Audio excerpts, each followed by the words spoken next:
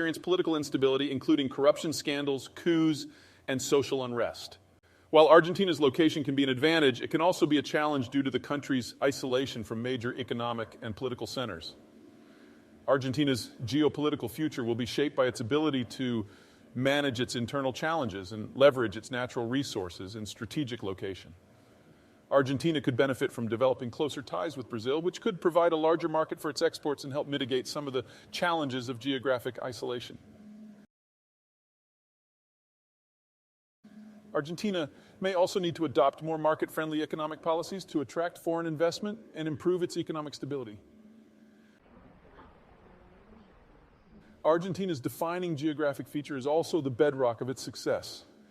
A series of South American rivers meet and empty into the Atlantic Ocean 1/3 of the way down Argentina's Atlantic coastline.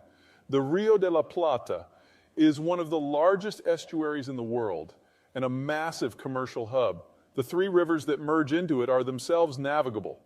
The Uruguay, Paraguay, and Parana rivers snake deep into the country's northern reaches, including through most of the populated parts. The river's placement is ideal, directly overlying the Pampas region, the world's 4th largest contiguous chunk of arable, temperate zone agricultural land and one of the world's most naturally fertile. The Parana and Uruguay rivers bracket a slice of territory that is among the world's most productive rangelands. Territory to the river's west is particularly good for corn and soy. To the south, the land dries out and becomes perfect for wheat. The entire Pampas is far enough south of the equator that it sees actual winter, unlike most of the countries farther north in South America. The winter insect kills are sufficient to keep pests under control, drastically improving public health and agricultural productivity without the need for medications and pesticides. The Pampas is the Midwest of South America. Deep indentations in the country's coastline again that Plata estuary make it not only the country's best port, but also place the city in the middle of the Pampas. All the core Argentine territories lie within 500 miles of the capital. Cargo shipments within the core have little choice but to originate or terminate in the capital, and there are no geographic barriers whatsoever within that core zone. Everything naturally gravitates to Buenos Aires. The country's omnipresent plains and plentiful rivers make it easy for the state to project power and gives would-be rebels nowhere to hide. A meaningful amphibious assault is functionally impossible. The southern cone is the most remote populated location on Earth. Back on land to the west of the Argentine core towers the meridional section of the southern Andes, steep-sloped granite peaks so far south of the equator and so high that most boast permanent snowcap.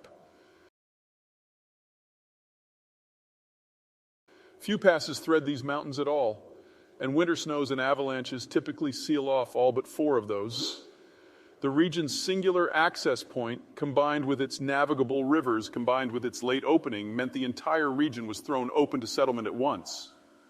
By the time the Argentine lands started settlement, the Spanish crown had outlawed native enslavement, and chronic labor shortages were the norm. Robust capital plus free, high-quality land plus massive labor shortages meant that none of the rich settlers wanted to farm. Ranching was the way to go, with the wealthy settlers finding themselves toiling right alongside their gauchos. All the output had no choice but to sail down to Buenos Aires to be processed for export. Juan Domingo Perón ascended to the presidency in 1946. Perón's cult of personality is a study in contradictions.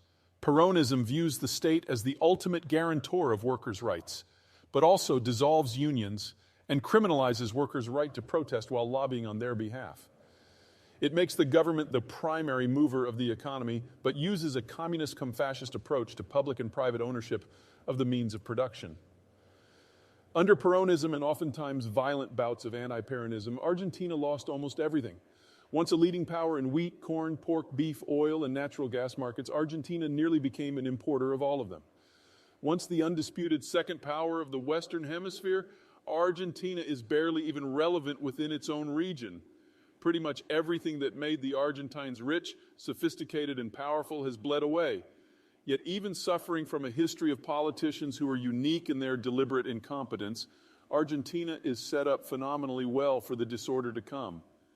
First, Argentina is beyond the back of beyond.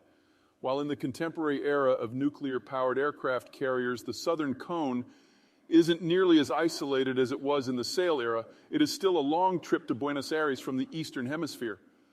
America's de facto enforcement of the Monroe Doctrine will keep any would-be predators out of South America. Add Brazil's general discombobulation, and there are no countries on the planet except New Zealand with as good a physical security position as Argentina. Second, and somewhat ironically, despite Argentina's safety, the country remains packed with everything the wider world needs. Despite the recent ravages of Peronist governments in the 2000s and 2010s, the country's export potential for any number of temperate zone agricultural products remains massive. It wouldn't take a very forward-looking government policy to upgrade Argentine output to the point the country could storm into the world's top 10 list of producers or exporters of corn, soy, wheat, poultry, and beef. Argentina also sports significant shale petroleum reserves. While shale deposits are fairly common globally, most of the world's are not all that useful. Most are thin and petroleum poor and located inconveniently far from population centers. Not so in Argentina. Here, they rival those in North America, petroleum dense and proximate to pre-existing oil transport infrastructure already linked to major metropolitan regions. Bringing such fields online would take a few years instead of a few decades. Argentina's coming shale boom probably won't be as transformative as the United States, but it will still be large enough to make Argentina a significant exporter of natural gas and oil, just as it was in the mid-20th century. Argentina already boasts the world's third largest shale oil and natural gas production, behind only the United States and Canada. Argentina is coolly in the top 5 countries globally for solar and wind potential. Every electron green power can generate locally is another bit of petroleum available for export. Even better and rarer, Argentina's population structure is sublime for a country at its stage of development. In part, this is an inadvertent legacy of Peronism. One of Peronism's most pernicious impacts is its subsidization of basic goods. Lower prices for food and electricity encourages the population to use more than they would normally. At first, the government has to pay for the difference, but once the government runs out of money and maxes out its ability to borrow, the cost is passed on to producers.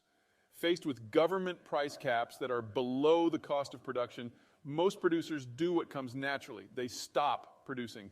The result is massive state debt, huge distortions in supply and demand, endemic corruption, resource mismanagement on an epic scale, a collapse of the productive sector, and goods shortages in pretty much everything. Argentina has lived through this cycle several times already. However, one perk of the Peronist style of subsidization is that cheap food, housing, electricity, and water mitigate the cost of raising children in an urban environment. Argentina boasts a pre-industrial population structure with the skilled labor set of an industrial society. Such a huge proportion of skilled labor compared with the overall population puts Argentina at the opposite end of the scale from Brazil. Even in worst-case circumstances, the Argentines are both young enough and aging slowly enough that they will not face an American-style, much less a European-style retiree budget pinch until 2070 at the earliest.